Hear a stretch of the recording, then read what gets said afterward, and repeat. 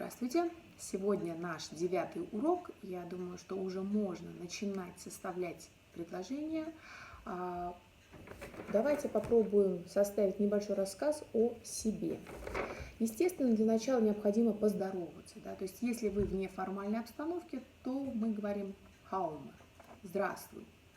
Если же мы зашли в магазин или в какое-то учреждение, то мы говорим «хаумыхыгы». Итак, хаума.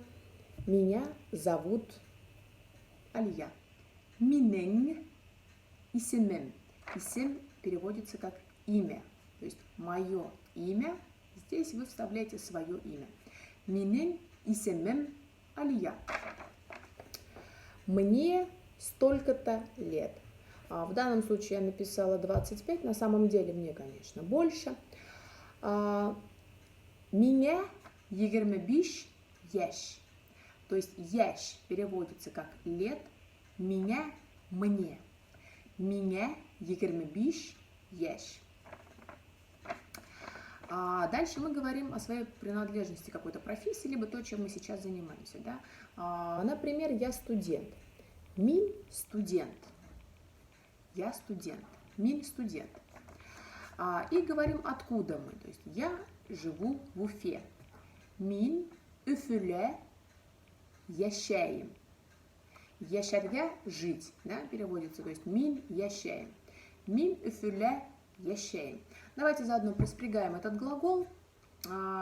Мин yaşayım. Хин yaşayın. Ул yaşay. Biz yaşaybiz. Hız yaşayız. Или hız yaşayız. Улар яшейдер. Улар яшейдер. Помимо этого, давайте рассмотрим некоторые профессии. Например, мин укытусы. Я учитель. Мин укытусы. Хин хатусы. Ты продавец. Хин хатусы. Он электрик.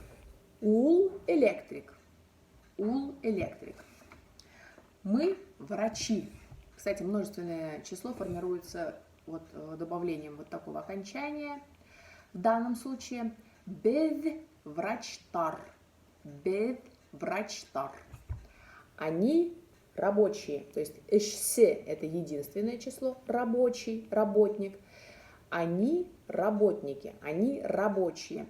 Хеп эшселер. Хеп эшселер.